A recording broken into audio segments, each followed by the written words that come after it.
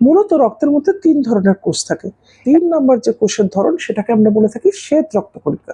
এই শ্বেত রক্তকণিকা মূলত আমাদের অনাক্রম্যতাতে বা ইমিউনিটিতে সাহায্য করে, আমাদের শরীরকে বিভিন্ন রকম রোগ জীবাণুর হাত থেকে বাঁচাতে সাহায্য করে। এইটা হয় 5 রকমের। একটা হলো নিউট্রোফিল।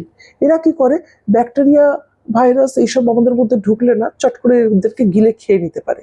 দ্বিতীয় হলো বেসোফিল। বেসোফিল কি করে, অনেক সময় বাইরে থেকে কিছু ফুলের রেণু বা কোনো জীবাণু ঢুকতে গিয়ে আমাদের শরীরে অ্যালার্জির মতো একটা রিয়াকশন তৈরি করে। এই বেসোফিল থেকে কিছু কেমিক্যাল বেরিয়ে আসতে পারে যেটা কিনা ওই অ্যালার্জিকে আটকাতে সাহায্য করতে পারে। তারপর কি আছে ইওসিনোফিল। আমাদের যখন সর্দির মতো কিছু অসুবিধা তৈরি হয়, এটাও যদি একটা অ্যালার্জির রিয়াকশন হয়, কারণ সর্দি আমাদের যত বেরোবে তত জীবাণুগুলো শরীর থেকে বেরিয়ে যাওয়ার সুযোগ থাকবে। তো সেই রকম রিয়াকশন যখন আমাদের মধ্যে হয় তখন ইওসিনোফিলটা খুব ভালো কাজ করে এবং অনেক সময় সেটা শরীরের মধ্যে সংখ্যায় বেড়েও যায়। এরপর হলো মোনোসাইট। মোনোসাইটও কিন্তু কিছু কিছু কেমিক্যাল ক্ষরণ করে যেটা অনাক্রম্যতায় সাহায্য করে। আর ফাইনালি হলো লিম্ফোসাইট। লিম্ফোসাইট এইটা সব থেকে গুরুত্বপূর্ণ কাজ করে আমাদের ইমিউনিটির জন্য। এই লিম্ফোসাইট কিন্তু আবার 2 ধরনের হয়। একটাকে বলা হয় টি সেল।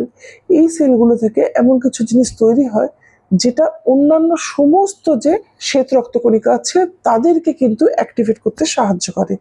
এমনকি আরেক ধরনের যে লিম্ফোসাইট আছে যাকে বলা হয় বি সেল, তাদেরকেও উত্তেজিত করতে, অ্যাক্টিভেট করতে সাহায্য করে। টি সেল আমাদের দেহে ভীষণ গুরুত্বপূর্ণ ভূমিকা নেয়। এর মধ্যে থেকে সাইটোকাইন নামক এক রকমের পদার্থ ক্ষরিত হয়। আবার মজা হচ্ছে এই টি সেল নিজেই নিজের সাইটোকাইন দিয়ে নিজেকে অ্যাক্টিভেট করতে পারে। তারপর কি হয়, নিউট্রোফিলের মতো এরা কিন্তু অন্য সেলকে মেরে ফেলতে পারে, যদিও সরাসরি গিলে ফেলে না, কিন্তু মারতে সাহায্য করে। এবার লাস্ট যেটা বলছিলাম যে লিম্ফোসাইটের আরেকটা ধরন, সেটাকে বলা হয় বি লিম্ফোসাইট। এই বি লিম্ফোসাইটগুলো এরা হচ্ছে কি তৈরি করে না, অ্যান্টিবডি।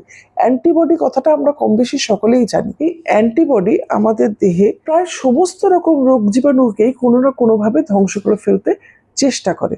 হ্যাঁ, আমি বলছি না যে সবসময় সেটা পারবে, নয়তো আমাদের কখনো রোগ কি করেই বা হতো, কিন্তু এই অ্যান্টিবডি তৈরির ব্যাপারটাই এমন যার জন্যই কিন্তু আমরা টিকার সাহায্যে বাঁচতে পারি।